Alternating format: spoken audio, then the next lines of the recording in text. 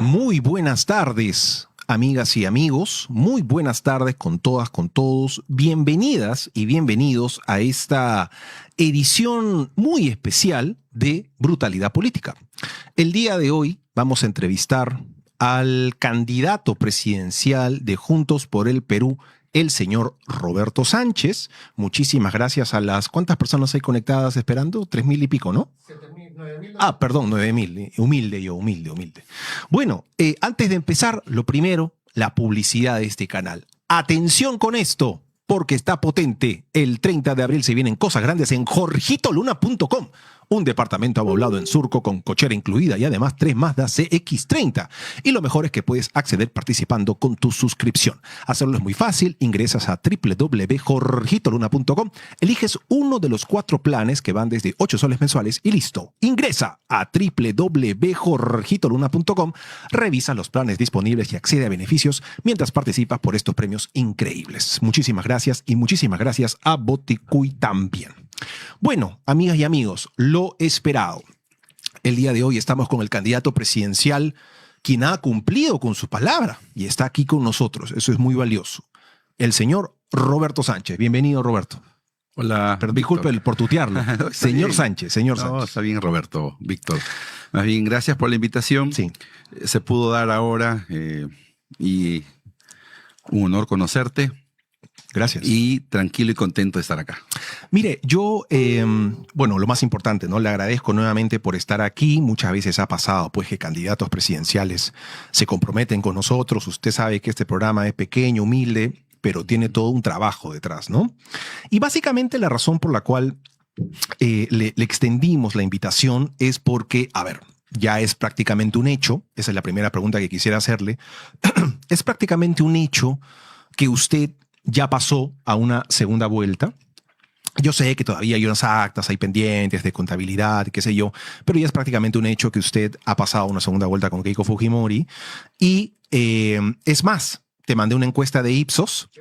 Ha salido hace unos días ya una encuesta que lo coloca en una posición casi idéntica con Keiko Fujimori. Ambos tienen una intención, ahí está la imagen en pantalla, ambos tienen 38% de intención de voto en esta encuesta realizada por Ipsos, pero bueno, ahí está el no precisa, el 17 blanco y viciado. La primera pregunta que quisiera hacerle es, ¿usted cómo toma esta campaña que se ha dado en las últimas semanas por el supuesto fraude electoral, sobre todo liderado por Renovación Popular, y cómo toma también estos primeros resultados en las encuestas? Bueno, en realidad, ya desde antes se hablaba de fraude, irregularidades, que evidentemente han ocurrido, pero no en los estándares como para decir que se ha viciado todo el proceso electoral. ¿Usted descarta un fraude? Absolutamente. Descartado. ¿No? Además, nosotros tenemos nuestros personeros, nuestras actas, validamos, sabemos cómo está, porque el tema que el sistema electoral también avance bien, tiene en la otra parte al administrado ciudadano, a los partidos, para la vigía.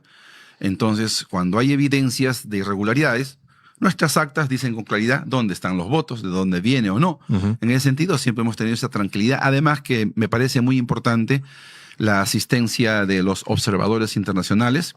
Hemos tenido varias reuniones con la Unión Europea.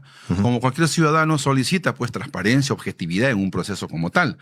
Entonces nosotros creemos que, según nuestras actas, claro, aguardamos el resultado final, pero tenemos la esperanza y la tranquilidad de que ya tenemos el respaldo que nos dice, empecemos en una segunda vuelta. Entiendo, pues, es un nuevo proceso, es otro proceso. Hay nuevas situaciones que hay que evaluar también para ofrecerle un programa serio, sensato, que logre mayoría política y mayoría social para cambios de fondo que necesita el Perú. Justamente ahora, pues, que usted ha pasado a esta segunda vuelta, es muy probable que las personas que están alejadas de la política, que no están tan acostumbradas a seguir las noticias, pues no lo conozcan mucho a usted. Por lo tanto, quisiera aprovechar esta oportunidad para hacerle varias preguntas para que la gente lo conozca y para que pueda aclarar muchas de las cosas que usted sabe. En toda campaña se dicen cosas falsas, se dicen así ataques, pero hay ciertas cosas que pues sí tienen un fondo importante. Por ejemplo, en el año 2022, usted ha sido congresista de Juntos por el Perú. Es más, sigue siendo hasta ahorita, ¿verdad? Sí. Sigue siendo congresista. Hay un señor llamado William Chávez, que fue subdirector del diario Puca. Y él dijo que usted le dijo a él personalmente que en el 2021 pagó a funcionarios del Jurado Nacional de Elecciones para ser elegido congresista. Según este señor, usted no solamente se lo confesó, sino que además le mostró conversaciones de WhatsApp y Excel de los votos que habrían sido cambiados por el Jurado Nacional de Elecciones. Mi pregunta es, ¿esto es verdad? Absolutamente falso. El proceso que condujo el señor Salas Arenas ha tenido la vigía también de diferentes entidades internacionales, nacionales, y yo logré una curul allí peleando el voto a voto. Yo soy el único congresista de Juntos por el Perú. En ese proceso fue una alianza con un invitado, que era Nuevo Perú. Sí, claro, de Verónica Mendoza. 5 congresistas, 4 de Nuevo Perú, y en este caso yo la quinta curul de Juntos por el Perú. ¿Usted denunció a este señor por difamación? Lo que sucede es que yo que ya participo en la política buen tiempo. Porque es una acusación bien grave la que hace. Sí, pero en su momento o cuando fuere están las evidencias, o sea, el que tenga denuncias que presente evidencias, ¿no? Las formalice, que no las haga anónimas y que las instancias determinen. Normalmente en los partidos políticos hay muchas pugnas porque la disputa de la representación de un partido siempre tiene adversarios, acusaciones, y que más allá de esas disputas políticas, o sea, cuando esas se trasuntan en una denuncia, perfecto. Yo creo que un político sabe muy bien que está sujeto a cualquier denuncia, a cualquier investigación, y siempre me he sometido yo a las investigaciones cuando hay denuncias pues reales y objetivas, y no solo pues de disputas políticas o situaciones que yo diría son más subjetivas que propiamente hechos, ¿no? ¿Cuál cree que haya sido la intención de este señor de decir lo que dijo? No es el único que dijo eso, ¿no? Yo recuerdo que en su momento, en la disputa misma, el propio partido con el cual disputamos también decía que había irregularidades, y después también en el Congreso de la República también se dijo que han habido irregularidades, se ha intentado acusarlo constitucionalmente también al señor Salas Arenas, se ha ido infinidad de veces, y en su momento yo recuerdo el primero que salió a desmentir, y está público en los videos, el propio señor Salas Arenas, a decir que ni me conoce, que él ha actuado correctamente y eso es falso, de falsedad. Entonces él, en su momento, como lo aclaró de manera tan contundente y no llegó a denuncia a nada, entonces se quedó en el aire. Usted lo dejó pasar. Claro, ¿no? Te mandé un Excel.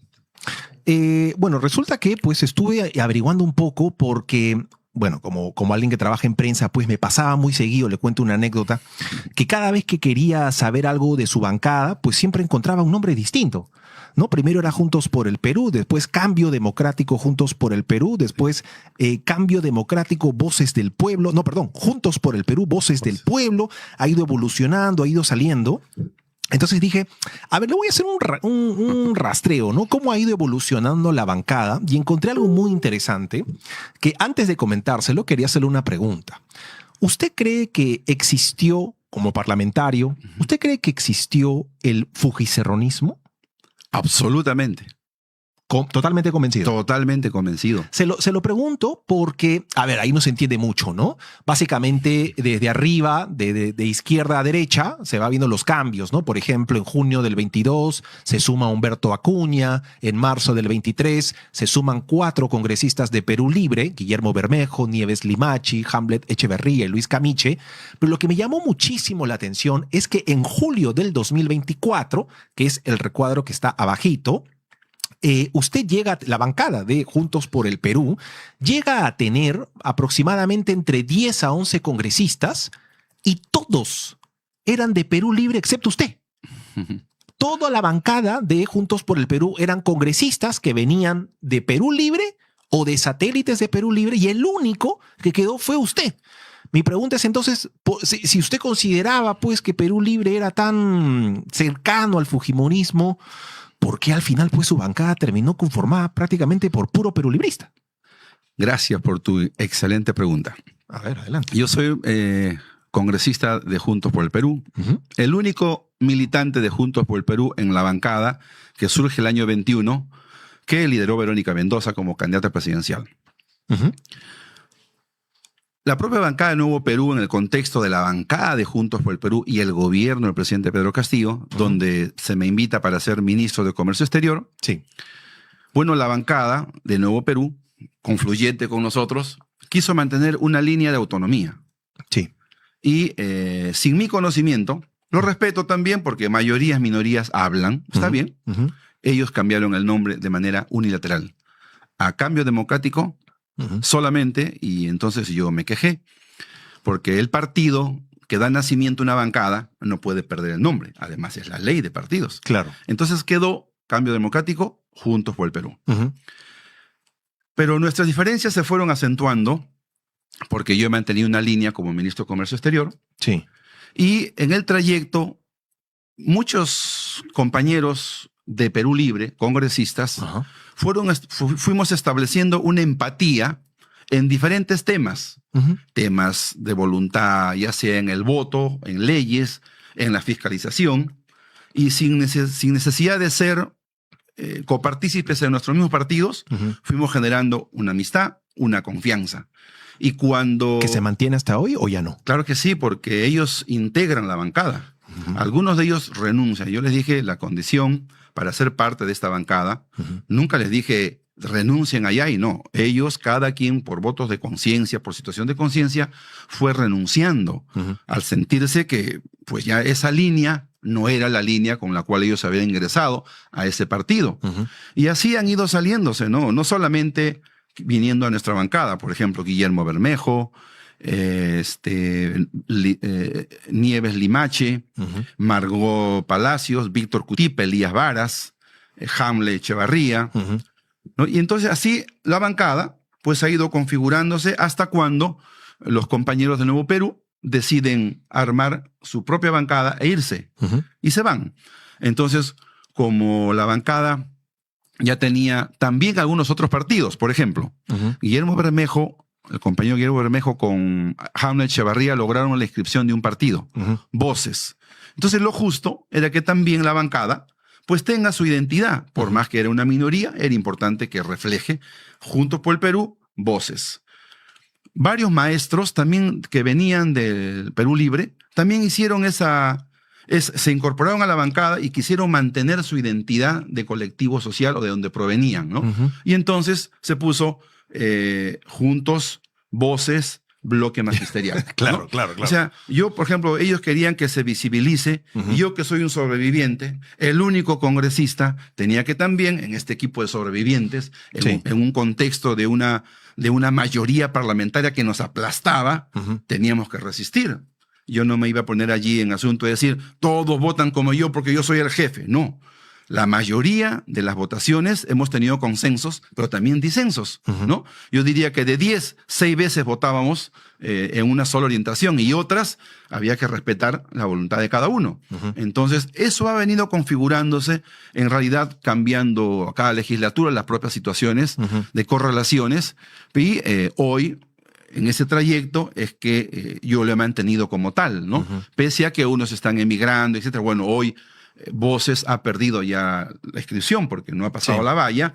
Entonces, o sea, yo creo que más allá de las membresías, de los nombres, hay una voluntad que nos ha hecho compañeros con un grado de confraternidad y de visión de un proyecto político que en dinámica pues va reconstruyéndose también, ¿no? Algunos vienen, otros parten. Hablando justamente de esta bancada que ha pasado por todos estos nombres y usted lo ha explicado, claro, menciona usted a Elías Varas, que viene de Perú Libre, usted, Roberto Sánchez, está Silvana Robles también, que viene de Perú Libre, Jaime Quito, Margot Palacios. Silvana Robles está en otra bancada, pero es una... Claro, en algún momento, claro. Está en la bancada socialista. La bancada socialista, Pasión Dávila también creo que está en la socialista, ¿no? Y finalmente Víctor Cutipa, que sí forma parte de la agrupación también. Esos nombres son de congresistas que han buscado en esta elección del 2026 la reelección, ¿correcto? Algunos han sido reelegidos, otros no tanto. Mi pregunta es, De estos nombres que le he mencionado en particular, de los que fueron reelegidos, pues evidentemente van a ser congresistas, senadores, diputados, pero los que no han quedado van a tener algún papel en el gobierno, en un eventual gobierno de Juntos por el Perú. Nosotros estamos considerando un conjunto de aportes, liderazgos sociales, liderazgos técnicos, liderazgos políticos, comunales, de pueblos originarios del norte, centro, sur del Perú. Entonces, en esta etapa, nosotros estamos configurando esa presencia diversa de los líderes, ¿no? O sea, creo que el Perú necesita no solamente que uno nomine sobre la base de cuestión de confianza quién va a liderar y quién van a conformar, sino también tener liderazgos que tengan ascendencia en la población. Por ejemplo, ¿no? En el campo agrícola, pensaría pues en un experto o en un dirigente con ascendencia en ese sector para ser el vocero de esas políticas orientadas a lo que nosotros decimos, por ejemplo, la segunda reforma agraria. Sí. Y así, en realidad, en estos momentos no hemos dicho este sí, este no. Es un momento de aglutinamiento que ahora, de cara a la segunda vuelta, necesitamos, pues, como decimos, vamos a tener una reunión bien importante estos días, precisamente para configurar esa realidad. Claro, algunos dicen, esperemos los resultados, bueno, pero hasta el 15 de mayo es demasiado. O sea, ya realmente hay una situación de inminencia y tenemos que avanzar. Y yo creo que en muy pocos días vamos a tener la capacidad de decir, esta es la vocería, este es el equipo, estos son los cuadros, hombres y mujeres de las diferentes regiones que van a identificar y perfilar la propuesta de Juntos por el Perú. Se lo pregunto más que nada porque estos nombres en particular de congresistas de Juntos por el Perú que buscaron la reelección precisamente, ya puedes poner la imagen, son precisamente los mismos congresistas que por lo menos una vez han votado a favor de una de las llamadas leyes pro crimen. Aquí aparece Elías Varas, usted también aparece, el señor Roberto Sánchez. Quien más votaciones ha tenido es Pasión Dávila, que tiene hasta cuatro votos a favor de las leyes llamadas pro crimen, llámese la que limita el plazo de prescripción, la ley de explosivos, que blindan a los partidos políticos, etcétera, etcétera. Aquí yo tengo básicamente dos preguntas. Primero, usted dice en diversas entrevistas que está a favor de la derogación de las leyes pro crimen. Sin embargo, pues ha llevado a la reelección a estos congresistas que han votado, por lo menos, en una oportunidad. Y segundo, pues usted vota a favor de esta ley 31989, que es una ley que deroga la disposición que permitía a la policía aplicar medidas inmediatas contra la minería ilegal, que tiene suscripción suspendida de Reinfo y son sorprendidos en posesión de explosivos sin autorización. Esas son mis dos preguntas. ¿Por qué llevar a estas personas que han votado mínimo una vez a favor de las leyes pro crimen? ¿Y por qué usted, cómo justifica usted su voto a favor de la ley 31989? Ya, ciertamente, en la orientación política de bancada, al provenir de diferentes, vamos a decir, orillas ideológicas, ¿no? Jamás le hemos puesto una obligatoriedad, ¿no? Hemos hecho siempre reflexión, debate y finalmente un voto de conciencia. Cada quien tiene que dar cuenta de sus actos. No hay, digamos, una directriz, todos votamos a favor de eso. Porque hay diferentes afiliaciones, varios partidos, es un bloque, ¿no? Entonces, yo diría que yo doy cuenta, en todo caso, de mis convencimientos, ¿no? Evidentemente, nosotros como propuesta general estamos levantando y decimos claramente las derogatorias de las leyes pro crimen. Claro, hay un trabajo del propio Ministerio Público y ellos refieren, claro, aquí se habla alrededor de 12 leyes, ¿no? Ellos dicen, estas 9 son las que han limitado, ¿no?, la lucha contra el crimen, la persecución del delito de criminalidad. Y en todas esas yo he votado en contra, como casi en todas estas, excepto la que tú mencionas. Y que es una de las más dañinas. Sí, que tiene que ver con una discrepancia respecto a la formalización de la actividad minera, la pequeña actividad minera, al cual yo sostengo que hay necesidad de una formalización integral, democratizadora, con 3 condiciones, ¿no? Medio ambiente, respeto, tributación, ¿no es cierto? Y reevaluación del régimen de concesiones. Porque en estos momentos mi perspectiva, mi evaluación es que esto solo favorece a los grandes titulares y nunca se va a democratizar el derecho al pueblo minero también a ser parte de la explotación de la actividad minera, porque la titularidad de la concesión, al exigirle a ellos un contrato del propio titular, era un imposible. En ese trayecto es que finalmente, ¿quién hace uso de los explosivos? Bueno, ahorita el crimen organizado, ¿no? Sí, pero ¿quién compra el explosivo? Lo compran solamente aquellos que tienen autorización en esta entidad que es semi del ejército, donde se hacen los explosivos. Entonces, los que compran son básicamente también empresas vinculadas a un organismo militar o policial. Y las empresas articulan, las empresas mineras, precisamente con ese espectro.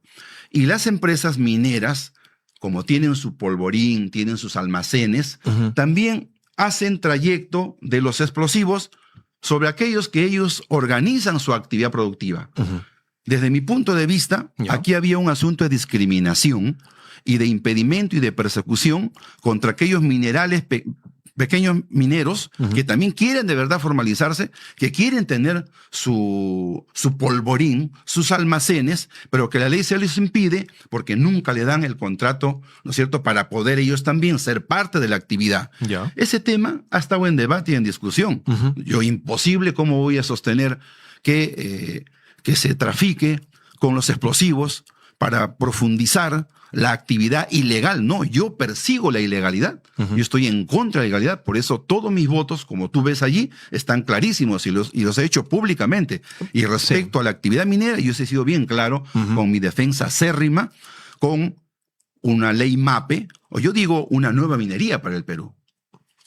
Mire, o sea, claro, en esta ley de explosivos libres, pues siempre se comenta, a ver, nuevamente, usted es un hombre que, digamos, sabe precisamente cuál era el origen de este proyecto de ley, porque era evidente, digamos, claro, una cosa es lo que dice el papel, pero en la práctica lo que estaba pasando era que algunos explosivos que venían precisamente de la minería informal estaban siendo utilizados para extorsiones, para cobro de cupos. Recordará usted, ejemplos hay una infinidad, ¿no?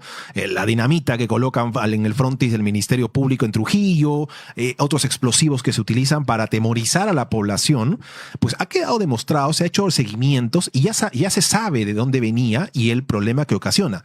La lectura que puede tener la gente, claro, usted ha compartido la suya, pero, a ver, siendo prácticos, ¿no? La lectura que tiene la gente aquí es que usted vota a favor de esta ley que deroga la disposición que le permitía a la policía incautar estos explosivos, porque usted en este momento se ha convertido en alguien que respalda mucho al minero informal, al minero ilegal, y que básicamente lo hace por control político, porque usted sabe que ese es un campo que hasta porque en algún momento lo ha hecho, ¿no? Esa es la lectura que tiene la gente. Entonces, ¿cómo usted convencería a la población de que eso no es así? Sí, yo he tenido una reunión en diferentes bases de la pequeña minería, minería artesanal, ancestral, Secocha, Carabelí, Ocoña, etcétera, ¿no? Patás mismo, Rinconada. La masacre que hubo en Patás. Así es, ¿no? He estado allí, he ido, ¿no? Y mi compromiso con ellos y nuestra discusión está centrada en una nueva minería con una ley de formalización de verdad. ¿Eso quiere decir, disculpe rapidito nomás, que usted se reafirme en su votación? Te explico. A ver. Porque eso es un sí o no, nomás. Sí, no, es que mira, yo estoy de acuerdo con que el Perú necesita una nueva minería. Ya. Y que las exigencias son legalidad. Las exigencias son tributación, cuidado del medio ambiente y estándares para todo lo que es la formalización laboral. Pero en esa democratización, evidentemente, yo soy crítico porque ¿a quién también le han encontrado traficando con explosivos? A la propia Policía Nacional. Varias veces ha ocurrido que malos elementos, que en realidad son los que tienen la titularidad de ese negocio, también han incurrido en esta ilegalidad. Entonces no es cierto que solo hay la actividad pequeña minera, ¿no es cierto? Pero nadie dice eso, ¿ah? Yo menciono todo el espectro. Claro, ¿no? y usted se está yendo por otro lado, ¿no? Se está yendo por el... Podemos hablar de la minería y el tema del reinfo. Añado un elemento más. Pero acá hay algo clarísimo, ¿ah? O sea, ¿se reafirma en la votación que usted hizo por esta ley tan cuestionada, sí o no? En las pretensiones que te comento, Ajá. estoy dispuesto, ¿no es cierto?, a una nueva evaluación y una nueva discusión, porque con la base de no se reafirma entonces. ¿Podría eventualmente...? Sí, ¿por qué? Porque bajo ningún concepto, yo en ninguna de mis votaciones, en todo el ejercicio de parlamentario, he apoyado situaciones irregulares en ninguna ley. Me he opuesto tenazmente a favorecer grupos de manera ilegal. Yo sostengo por principio y lo defiendo. Y además yo no tengo trato como por ahí un señor gratuitamente ha dicho, Sánchez está recibiendo dinero de la minería ilegal. Eso es una calumnia total.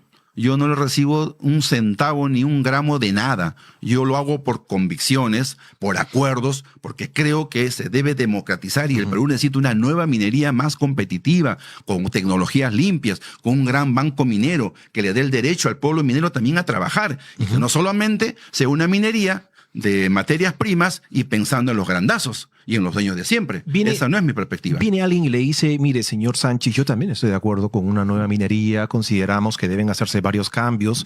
Sin embargo, usted votó a favor no solamente de la tercera ampliación del reinfo hasta el 30 de junio del 25, sino también a favor de la cuarta ampliación, que incluso habían por allí proyectos que lo planteaban hasta el 2030. Entonces, ¿no considera que esa es una contradicción? Por un lado, decir queremos cambiar las cosas y por el otro lado, seguir extendiendo el reinfo una y otra vez. Se extendió la ampliación del reinfo porque se le dio la competencia que pidió el Ejecutivo para regular y le quitó las competencias a las direcciones regionales de todos los gobiernos regionales y dijo, yo voy a resolver el Estado.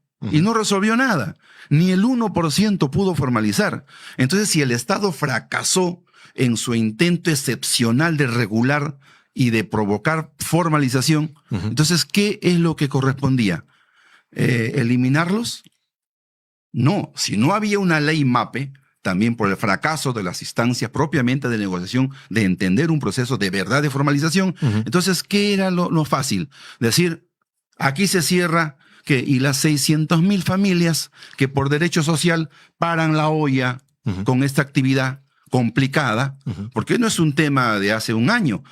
13, 14, 15 años llevamos con este problema que en realidad refleja no la voluntad de un congresista, sino la voluntad de sus actores, los agentes económicos, agentes sociales, agentes mineros, agentes políticos, el Estado. En realidad es un tema mayor. Yo creo que necesitamos, por eso digo, un nuevo pacto para solucionar de verdad. Esa es mi perspectiva. Ahora, una pequeña duda, un pequeño paréntesis antes de continuar. Usted habla de la segunda reforma agraria. Sí. ¿No debería ser la tercera? ¿Porque Castillo ya hizo la segunda? ¿O cree que no lo hizo? No se pudo hacer, se obstruyó, ¿no? En realidad la idea estaba, pues, hacer, por ejemplo, la petroquímica del sur, ¿no? Porque la petroquímica con gas se permitía, pues, el uso de fertilizantes. La reforma agraria tenía que ver con industrialización del agro, con un gran banco minero de fomento para el pequeño agricultor. Trabajar no solamente los beneficios para la agroexportación, sino extender esos beneficios también al 1.200.000 de predios agrícolas de la pequeña agricultura familiar. O sea, la reforma agraria significaba tecnificar el agro, planificación, nuevas reformas del recurso hídrico, fundamentar las comisiones de riego. Por eso queríamos un Ministerio de Ciencia, Tecnología e Innovación que fue presentado, aprobado en una comisión y en el Congreso se la derogó. Se estancó. Entonces, en realidad... Todas estas iniciativas que usted plantea de las llamadas segunda reforma agraria, ¿usted cuánto tiempo cree que podría tomar en un eventual gobierno suyo? ¿100 días? ¿Un par de años? ¿Cuál es el tiempo, digamos, aproximado, ¿no? Porque es imposible saberlo exacto. Primero, es bien importante no leyes y proyectos unilaterales. Se necesita mucho consenso con los actores. Nosotros no queremos expropiarle nada a nadie, ni mucho menos impedir el negocio de algún sector vinculado a la agricultura, de ninguna manera. Lo que queremos es democratizar la ley, la norma, los beneficios. Por ejemplo, ¿por qué si los agroexportadores van bien ya hace 20 años, cómo se entiende una ley que le perdona impuesto a la renta? En un eventual gobierno de Juntos por el Perú, del presidente Roberto Sánchez, ¿esa ley sería observada? Claro que sí. Yo convocaría, los conozco, he sido ministro de Comercio Exterior. Sí, claro. Los conozco, a ADEX, a GAP, a todos les digo, a ver, sensatamente, amigos empresarios, a ver, pónganse una mano en el pecho, ¿no? A ver, ¿esa es una ley solidaria? ¿Es una ley sensata? ¿Es una ley de economía social de mercado? ¿O es una ley de mercantilismo? ¿O es una ley, aquí, dígame, ¿quién produce valor agregado? Es materia prima de la chacra al negocio y a la utilidad al bolsillo. ¿Pero eso se trabaja para seguridad alimentaria? No. Tenemos de nutrición, anemia, abandonado el mundo agrícola. ¿Cómo están los arroceros hoy con la sobreimportación de arroz oriental? O sea, yo creo que necesitamos un empresario con visión de país, con desarrollo equilibrado para todos, no con mercantilismo.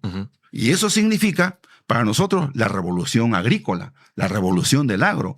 Nosotros tenemos bio y megadiversidad, agricultura de cordillera, una gastronomía increíble, unos productos, pero de primer nivel. De primer nivel, y sin embargo, solo trabajamos para un sector. Entonces, la democratización significa eso. Cuando yo he sido ministro de Comercio Exterior, a ver, al sector, todos los sectores productivos del MINCETUR, a ver, por favor, digan, alguna vez les he dicho, hay que hacer trampa en esto. He hecho una bolsa financiera, como acostumbraban a hacer otros señores ministros, una bolsa para un programa social, una bolsa de propina. Jamás, jamás. Entonces, lo que planteamos hoy, en coherencia a lo que el presidente Pedro Castillo decía, la reforma agraria, nosotros queremos esa segunda reforma agraria que vaya a tecnificar el agro. Usted justamente hoy día nuevamente, ¿no? Estaba tratando allí de haciendo mis apuntes y todo. Usted es fue ministro del gobierno de Pedro Castillo, pero un ministro realmente que llamaba la atención. Para empezar, usted fue el único ministro del gobierno de Castillo que estuvo desde el primer día de gobierno hasta el último. Usted sobrevivió a 5 gabinetes. Es algo impresionante, ¿no? Pasó por Bellido, pasó por Vázquez, Héctor Valera, Aníbal Torres y Betsy Chávez. Entonces, en un momento vamos a hablar de los cuestionamientos que también se le han hecho a su gestión como ministro, pero básicamente lo que a mí me llama la atención es que, a ver, usted dice, ¿no? La importancia de la minería, la importancia del diálogo con el sector agroexportador, la necesidad de conversar, tender puentes con las empresas, con los grupos económicos en el Perú. Sin embargo, hace unos días se ha viralizado mucho este video en el que usted dice, ¿no? Lo cito textualmente. Usted, señor Julio Velarde, no nos representa. Nosotros, en nuestro primer día de gobierno, lo vamos a echar porque es usted una vergüenza. Solamente ha trabajado para mantener contentos y felices a las empresas transnacionales. Mi pregunta es la siguiente. Claro, usted dice que la principal razón por la que considera que Velarde debe salir del cargo es porque él se ha enfocado en la macroeconomía y no en la microeconomía, pero esa es una de las principales funciones del BCR.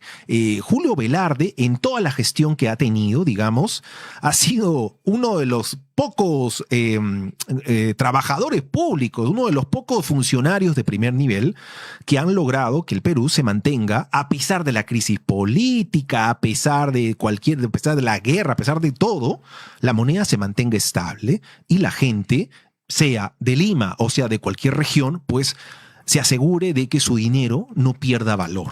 Entonces, se sabe también, lo ha dicho públicamente el señor Julio Velarde, que ya no le falta mucho porque es un señor mayor, ¿no? Es un señor mayor, él ha dicho que tiene ahí sus pupilos, sus calichines, que eventualmente pues, podrían reemplazarlo. Entonces, esta es la pregunta, ahora sí lo voy a hacer. ¿Por qué usted no permite que Julio Velarde concluya su mandato, se haga una transición responsable que permita la predictibilidad y permita que todo se mantenga tranquilo, en lugar de salir a decir, pues el primer día le voy a meter una patada en el trasero? ¿Por qué? ¿Qué es lo que busca exactamente usted? ¿Por qué no permitirle que cumpla su periodo? Esa es la pregunta. Ya. Han ocurrido una serie de hechos desde nuestra inicial alocución, ¿no? Y claro, nuestra crítica, vean ustedes todo lo que hemos sostenido, e incluso nuestro plan de gobierno. En el plan de gobierno no se menciona nada sobre el BCR. Mire, nosotros Lo he revisado. con mayor razón entonces, ¿cuándo hemos dicho que vamos a cambiar nosotros la política de Estado de la autonomía del Banco Central de Reserva? Nunca. Pero salir a decir que le va a meter una patada en el trasero a Julio Velarde. Te voy a explicar por qué. Por eso no. Es que la crítica al individuo, al gestor, no es la crítica a la política de Estado. La política de Estado es más grande que el individuo. ¿Ya? O sea, ¿a qué se refiere? Eso es lo que quiero saber. No, es que la política de Estado significa esa política de trabajar por la estabilidad macroeconómica, ¿no es cierto? Significa la autonomía del Banco Central de Reserva, y eso jamás ha estado en cuestión. Lo que yo critico es justamente la labor, ¿no?, de Julio Velarde. Y lo he dicho, claramente. Primero, a ver, nuestros vecinos y sus BCRs, sus homólogos, del total de sus reservas internacionales, tienen en valor oro arriba del 30, 35, 40%. Solo el Perú, productor de oro, tiene el 5%. ¿Ya? Si nosotros hace 5 años, cuando el commodity oro estaba a la mitad de su precio, nosotros fácil hubiéramos tenido solamente con el 20% y no el 5% en oro, 20,000 millones de dólares más de reservas internacionales. En la empresa privada, a veces se evalúa siempre a los gestores, no por la decisión que le hace ganar, sino también por las decisiones que le hace perder, que le hace no ganar. Es un costo-oportunidad que se va en el aire. Nosotros criticamos eso. ¿Por qué hay una insistencia en el patrón dólar y no en oro? Respóndanos, señor. Número 2. En las tasas de interés, que también la regulación de tasas de interés del sistema financiero es también una prerrogativa del BCR. Cuando tú vas al al sistema financiero, Víctor, y tú dices, quiero ahorrar 1,000 soles, plazo fijo 1 año. ¿Cuánto es el interés que te pagan? Regulado, ¿no es cierto? Sí. 5%. 4, 6%. Sí. Mira, estoy exagerando. Pero si tú te prestas 1,000 soles del sistema financiero, ¿cuánto vas a pagar en 1 año? 30%. Y si es un tema de consumo, puedes pagar hasta 2 veces el valor de lo que tú te prestas. Conclusión. ¿Y qué pasó allí? En establecimiento, en la regulación de las tasas de interés. ¿Qué pasó ahí? ¿Por qué esa diferencia? El año pasado, ¿sabe cuánto ha ganado el sistema financiero de utilidades? 24,000 millones de soles. Una millonada. Precisamente porque estas reglas que el Banco Central de Reserva debiera regular, ¿qué ha ocasionado? Que la gran mayoría de emprendedores, el que trabaja la mototaxi, el comerciante, el pescador, va al gota a gota. Se va fuera del sistema financiero. Entonces yo me pregunto, ¿esa estabilidad macroeconómica me hace feliz cuando tengo pobreza, desnutrición, precariedad, colegios hechos una desgracia, sistema de salud colapsado? En ese contexto, por ejemplo, recién hace 3 días el señor Velarde ha dicho, el Perú tiene brechas históricas de pobreza, anemia, de infraestructura, y que tenemos que, o sea, recién le oigo decir eso, y hace una semana, un poco más, dijo, ya me voy el 28 de julio, ¿no? Pero si el presidente o la presidenta que viene le plantea, ¿no es cierto?, conversar, él lo va a evaluar, ¿no? Entonces nosotros, en eso, ¿qué decimos? Perfecto. Si hay capacidad de dialogar, si hay capacidad de entendernos, entonces que no pongan en mi boca lo que los que tienen la sartén por el mango, expertos en generar pánico financiero, ¿no es cierto?, refieren, no pongan nada que yo no he dicho en mi boca. Yo he criticado al individuo, al gestor. Y además, pues, más allá de su reconocimiento y todo, hombres imprescindibles y mujeres imprescindibles no hay. Aquí marca la política de Estado. Pero si hay ajustes que hacer sensatamente, hay que hacerlo. Mire, yo no soy experto en economía, pero hasta yo sé que restringir tasas de interés justamente es lo contrario. Favorece a los gota a gota y estas economías informales. La pregunta que se hace la gente aquí es, y que se la planteo nuevamente, es podemos, claro, pueden haber observaciones, pueden haber críticas a la gestión de Julio Velarde, pero nuevamente, ¿cómo resuelve todas estas cosas que usted está mencionando sacando a Julio Velarde en lugar de hacer lo que usted mencionó hace un momento? Pues sentarse a conversar, sentarse a dialogar. Mire, justo estaba revisando en su momento el Ollanta Humala de Polo Rojo, el más bravo, también decía que Julio Velarde pues tenía serios cuestionamientos, lo hizo Pedro Castillo en su momento, también salió a decir, incluso tenía mensajes mucho más radicales, pero ambos se dieron cuenta de que iban a cometer un error sacando a Julio Velarde y cometiendo este acto de crisis, de desestabilidad. Ambos se dieron cuenta, digamos, hasta el propio Castillo, que usted sea como de alguna u otra manera lo representa su continuidad, se dio cuenta y no retiró a Julio Velarde. Es posible, primero, que se pueda retroceder en esa postura y pueda tal vez generar la posibilidad de un diálogo. Es posible también, son dos preguntas, ¿no? Es posible también que se pueda generar una nueva hoja de ruta, de repente, digamos, aclarando o colocando paños fríos en estos temas que generan tanto nerviosismo en la población. Estamos en plena capacidad, lo hemos dicho hace unos días, ¿no?, de tomarnos un café con el señor Julio Velarde y dialogar, ¿no? Porque él no ha respondido. O sea, sí podría retroceder en esto de que lo va a votar el primer día. Yo creo que él ha referido que hay una escuela y sé que en el BCR hay una meritocracia relevante, importante, y sé que hay cuadros, he estado tomando nota, ¿no? Sus 4 calechines tiene. ¿No? Que creo que es cuestión, pues, la política de Estado en general no se va a replantear ni a mover. Yo creo que en eso ha sido clarísimo, ¿no? Y el diálogo es necesario, ¿no?, en todas las instancias y precisamente en el lado de la macroeconomía, donde yo creo que hay muchas inconsistencias, porque esa macroeconomía no le dice nada, pues, al mototaxista, al bodeguero, al comerciante, a las familias del Perú profundo, que ni siquiera tienen pues oportunidad de saber qué es esto, ¿no? Porque evidentemente viven en condiciones absolutamente pobres, ¿no? Excluidos. Claro, y eso no lo negamos, pero ¿no cree usted que se está yendo por otro lado?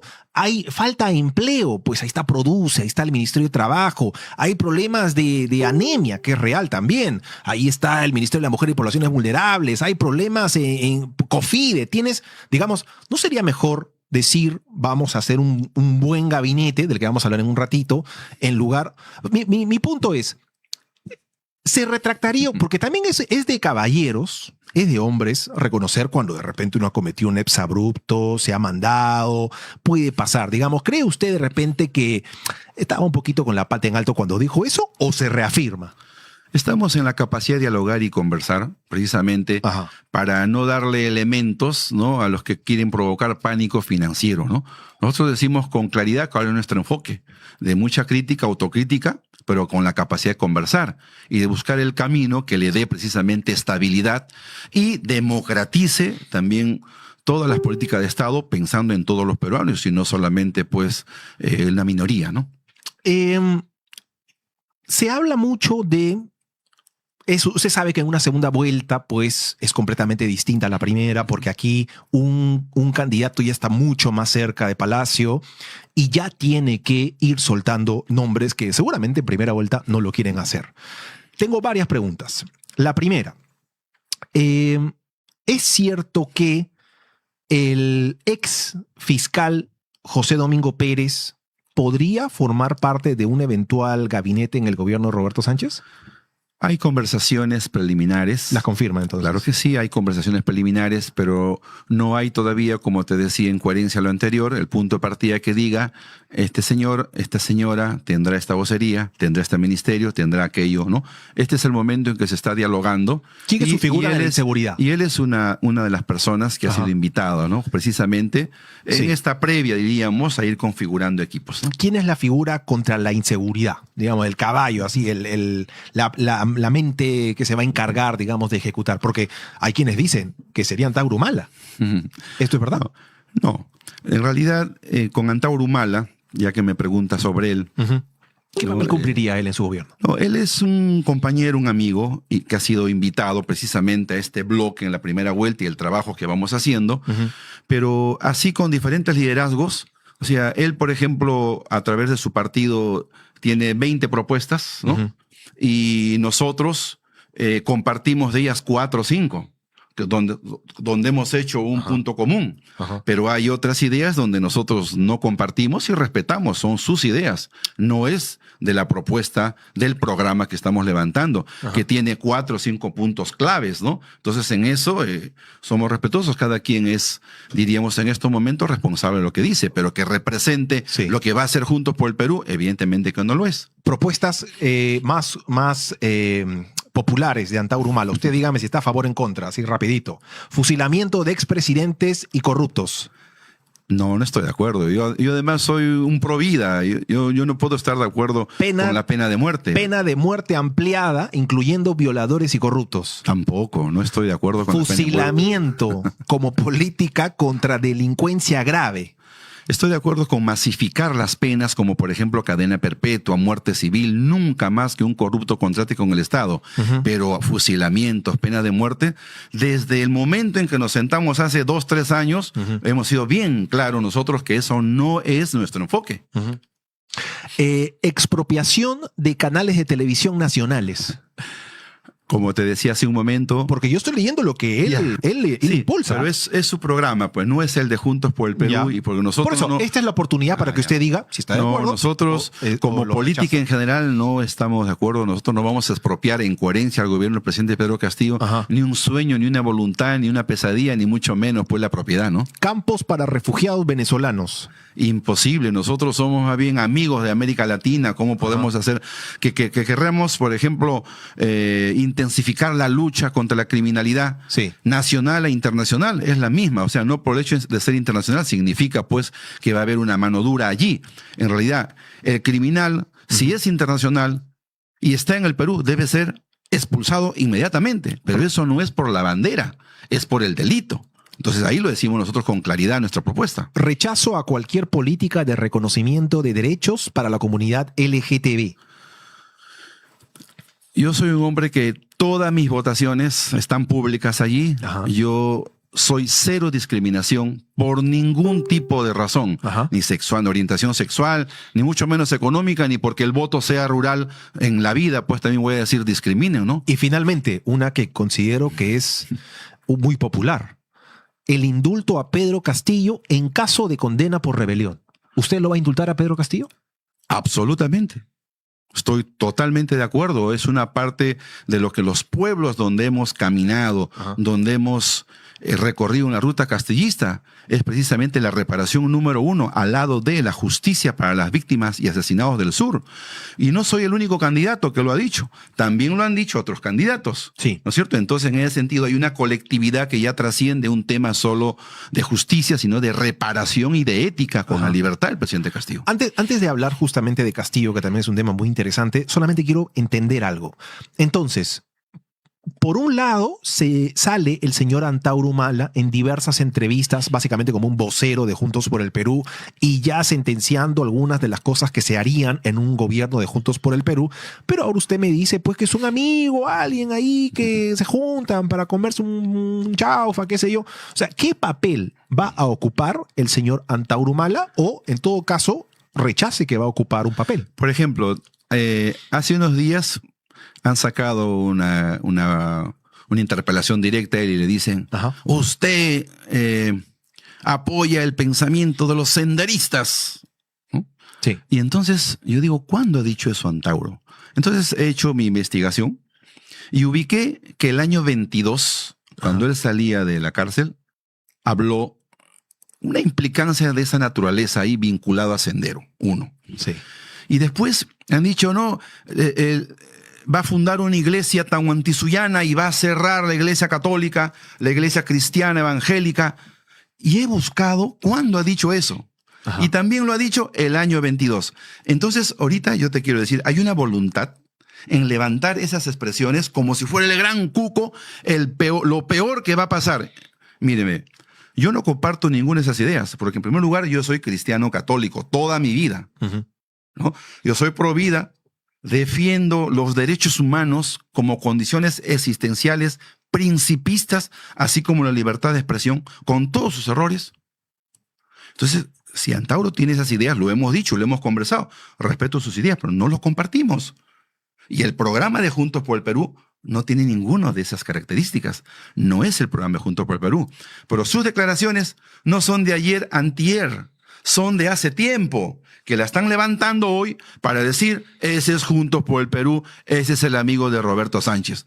Y yo creo pues que hay una exageración, ¿no? Antauro Humala tiene el reconocimiento nuestro, ha pagado 18, 19, 20 años de cárcel por rebelión, ¿no es cierto? Y él mismo, como peruano, que ya pagó su deuda a la justicia, ¿tiene o no tiene el derecho de reivindicarse, de hacer política? Sí, es su responsabilidad. Nosotros no vetamos, nosotros creemos que las ideas se discuten con ideas y más bien, a ver, si hay ideas pues exageradas, no maximalistas, ya me imagino cómo sería sentado discutiendo a Rafael López Aliaga con Antauro Humala. Sería un debate pues, Pero tienen muchas cosas en común ellos, ¿ah? Que se sienten a debatir y que tengamos la capacidad de escuchar ideas con ideas y no pues decir ahorita crimen, el demonio, lo peor.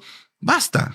La democracia significa también tolerancia de ideas con un mínimo de no agredirse.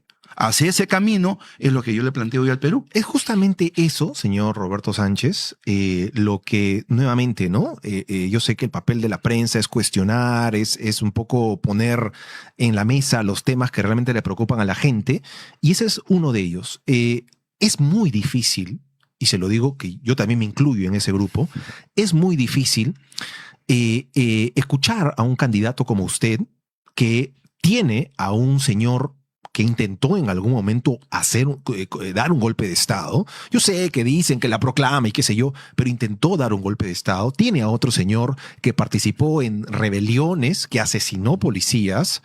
Tiene incluso como símbolo, digamos, al castillismo, pero nos habla de democracia. Entonces, ¿cómo puedo creer yo en las banderas democráticas de alguien que lleva a dos golpistas, a dos rebeldes?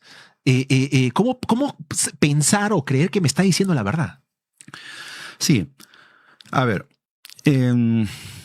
yo soy estudiante, he sido universitario sanmarquino, ¿no? Y en San Marcos, donde se aprende pues de la lucha democrática, hemos sido capaces, los estudiantes, bueno, además no solo como dirigente de la Facultad de Psicología, sino también he sido dirigente universitario y también de la vivienda universitaria, porque si no vivía en la vivienda, ¿dónde iba a vivir? Porque yo no tengo casa en Lima, ¿no? ¿San Borja no es su casa? Alquilada. Ah, ok. Es una casa alquilada. Antes vivía en Lince, pero la pestilencia me iba a insultar, rompía la ventana, me llenaba de heces y de huevos diciéndome cholo, asqueroso, burro.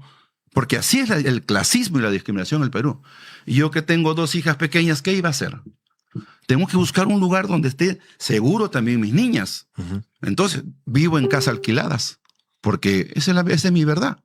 Entonces, en San Marcos, la vivienda, el comedor, allí nosotros fuimos capaces de derrotar la violencia y el terror de Sendero Luminoso, en San Marcos.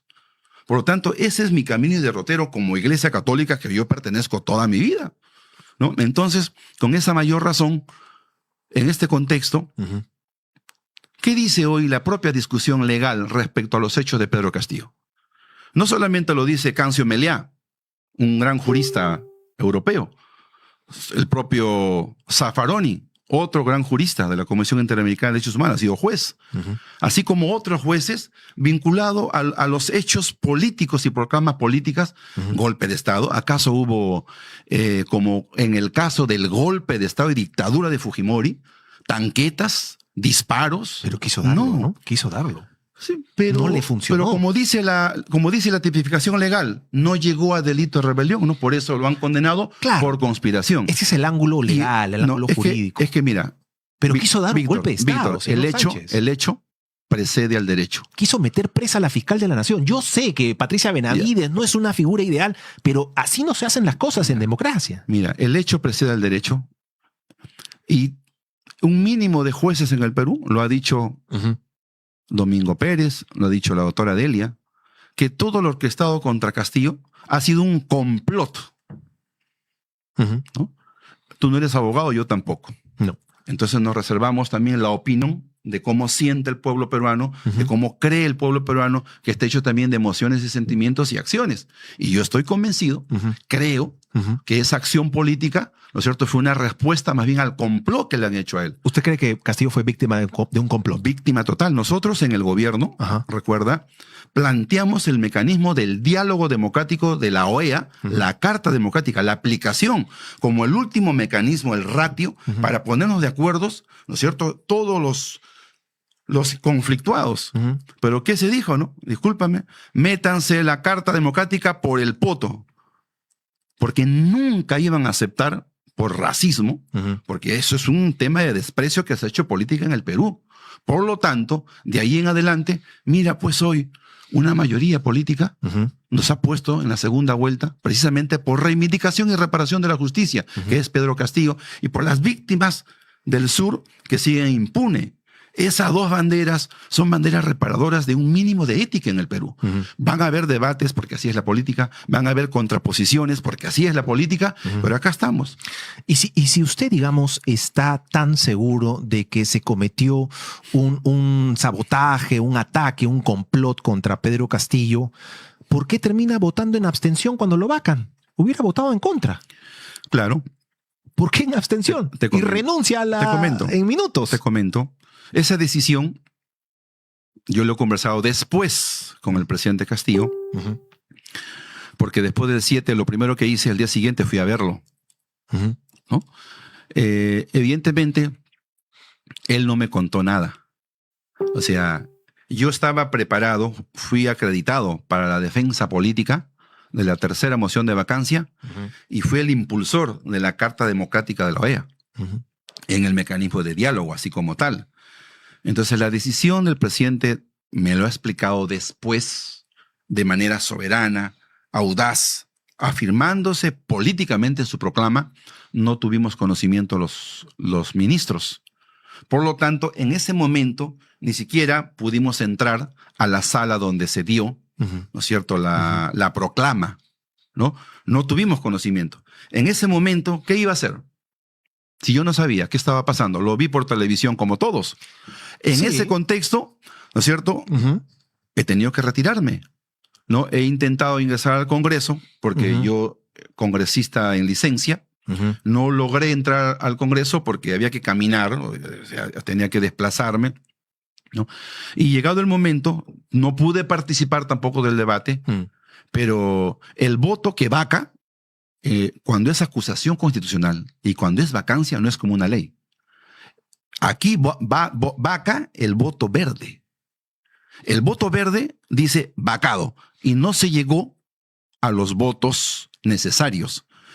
En ese contexto de yo no saber qué estaba pasando, yo voté en abstención, que no es votar en verde, que forma parte con los rojos y los amarillos precisamente de los votos en contra de la vacancia. Pero tampoco votó en contra. Y eso es, digamos...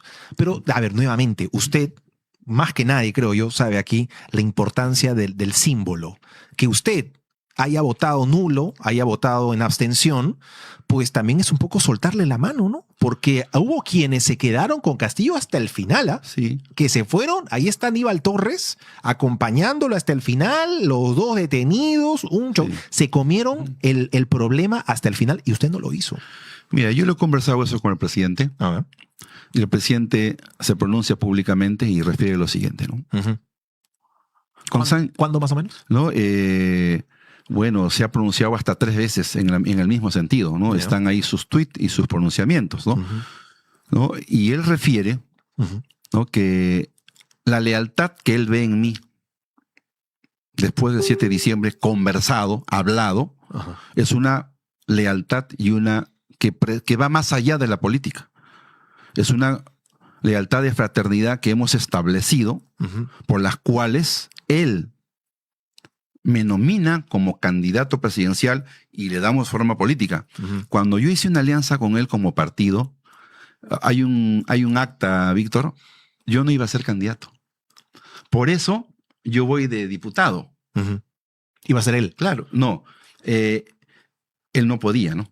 ¿Quién iba a ser? O sea, se iba a buscar entre la militancia de 60,000 que tenemos afiliados, Sí. a quienes iban a ser esos 3 compañeros que van a ser los representantes de la plancha. Y en el documento firmado no soy yo. Después de 8 meses, el presidente, las comisiones políticas, etcétera, deciden y el presidente nomina a la compañera Brígida Curo de la Federación Departamental de Campesinas Puno. Quien hoy va en su lista también, ¿no? Claro, es la 3, ¿no? Sí. La vice, 2, Sí. perdón.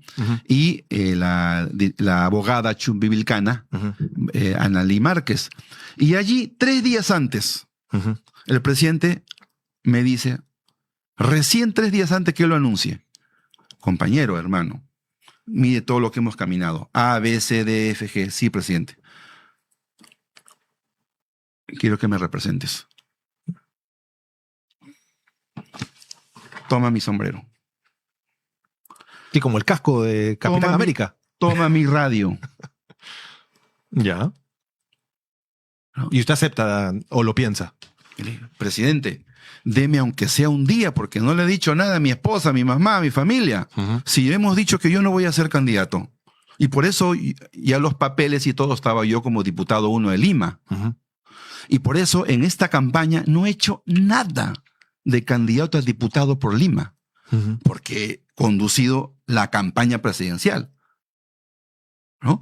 Muchos han enterado recién que usted está... Sí, porque no he hecho ni una sola actividad que Sánchez diputado número 1. Yo soy diputado congresista por Lima, ¿no? Sí. Pero esta vez me dediqué a la ruta castillista como tenía que ser en coherencia al objetivo tal hablado con él.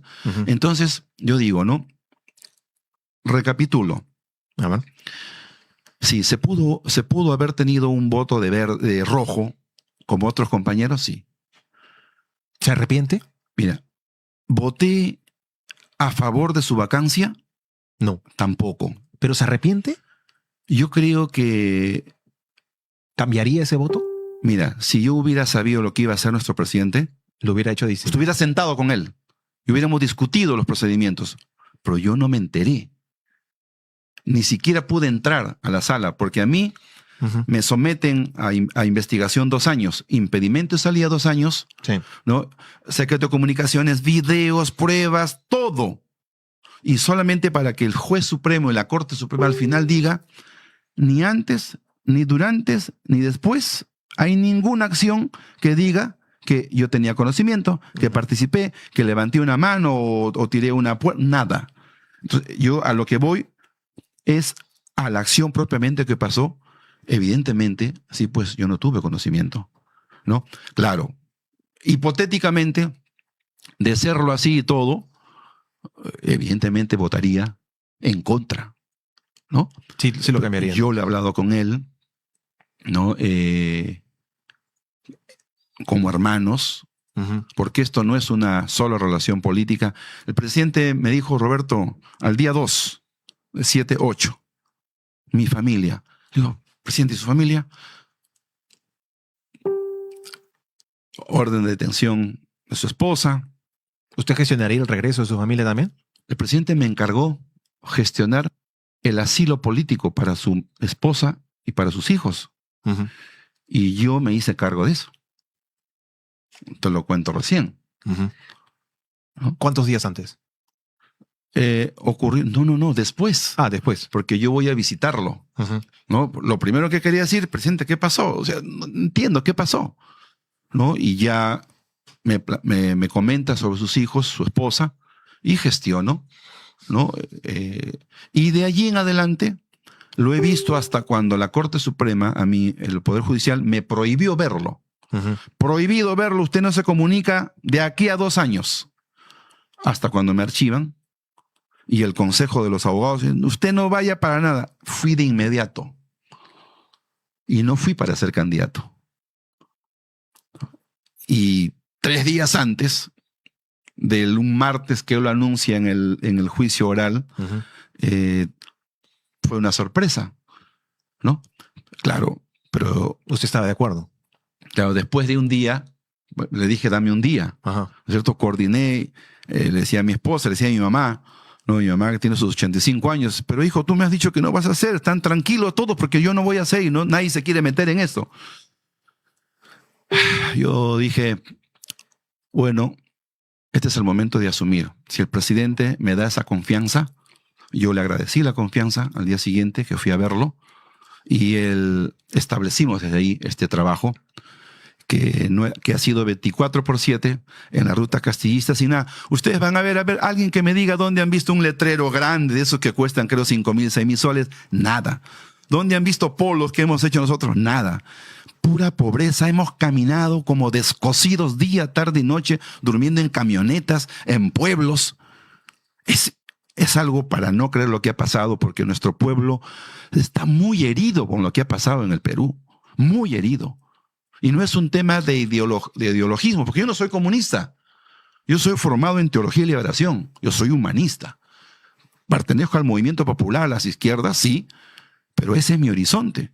Y hoy, con mayor razón, creo que el Perú necesita una refundación.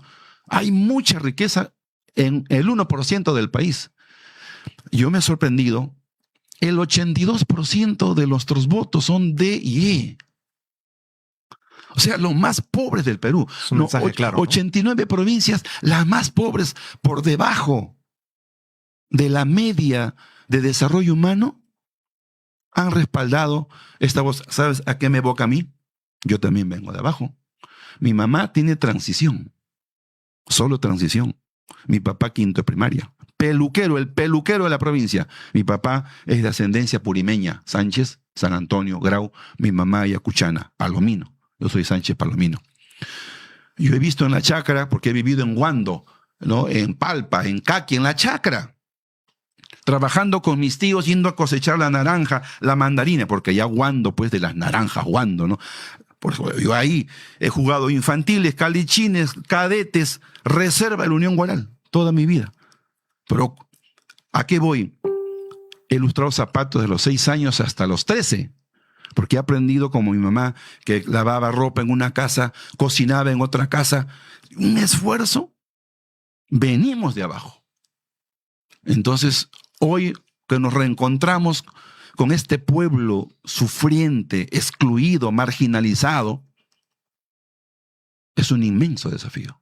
Justamente por lo que usted dice, que este es un inmenso desafío, la responsabilidad que usted carga en este momento ya, siendo candidato en una segunda vuelta que va a competir con el Fuerza Popular.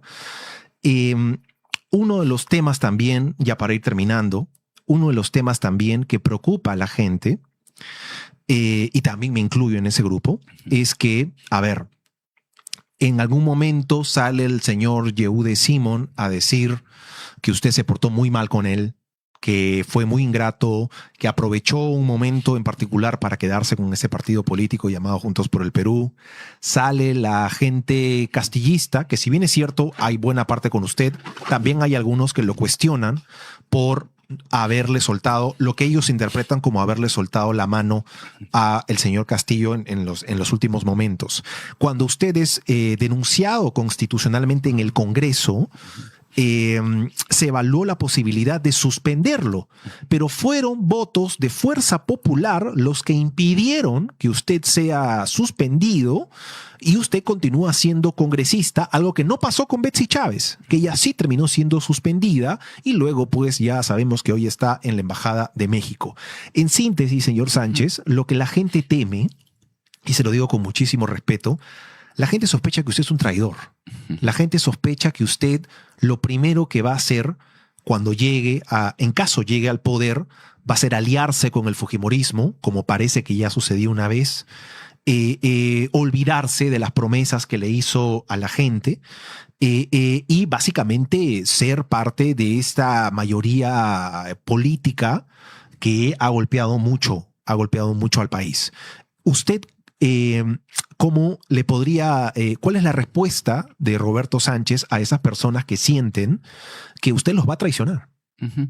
Sí, claro. En esta disputa política yo he visto pues una confrontación y usos y desusos de personajes vinculados precisamente, yo creo, a la disputa política, ¿no? Claro, muchos quisieran estar hoy en este lugar. Sí, claro. Y probablemente ha sido el sueño de su vida y no se ha logrado. Nosotros, por el santo pueblo, estamos aquí con este inmenso desafío y una inmensa responsabilidad. Por lo tanto, de nuestra palabra no van a salir ni odios ni insultos. Pero sí decir categóricamente lo siguiente, ¿no? El señor Jude Simon ha dicho hace poco, cuando le han preguntado sobre este punto, hace unos días, ¿no? Que él no habla más de Roberto Sánchez por respeto democrático al pueblo que hoy nos está respaldando. Yo voy a decir lo siguiente sobre eso. Y habrá ocasión para esos aclares, porque la base fundadora del Partido Humanista es la base de Lambayeque. Y todos los líderes de la base de Lambayeque hoy conducen este partido. A Yehude Simón nadie lo echó del partido. Él renunció, se fue. Cuando llega el momento crítico de que el señor Barata diga que está involucrado en recepción de dinero por el proyecto Olmos, que él verá cómo aclara, en ese contexto de prisión, ¿qué tenía que hacer el partido? Continuar. Y el partido, yo no soy dueño del partido, hay 60,000 afiliados.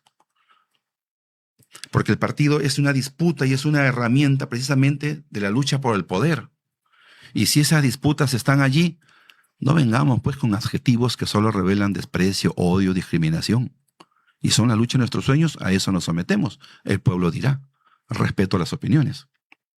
Y en segunda instancia, el presidente Castillo ha dicho, se ha reído conmigo.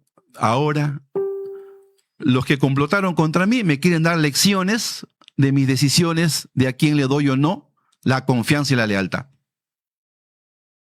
Entonces, es que la disputa política también ha hecho eso. Vamos a golpear por acá, golpear por allá, para ver cómo desinflamos esta presencia. Lucha política, finalmente. A los que piensan de esa manera, y evidentemente hay mucha gente que no me conoce. En la primera vuelta creo nos reíamos porque evidentemente yo no he hecho campaña presidencial. Creo que el 60 o el 70% no me conocía en la primera vuelta y ahora sigue habiendo un 30% que no sabe quién es Roberto Sánchez. Porque precisamente yo no he estado en ese perfilamiento. Yo lo digo con categoría. O sea, hace la campaña de 3 meses, hace 6 meses, 8 meses estaba en otras cosas. Sin embargo, mira la contundencia precisamente y la inmensa responsabilidad. Nosotros,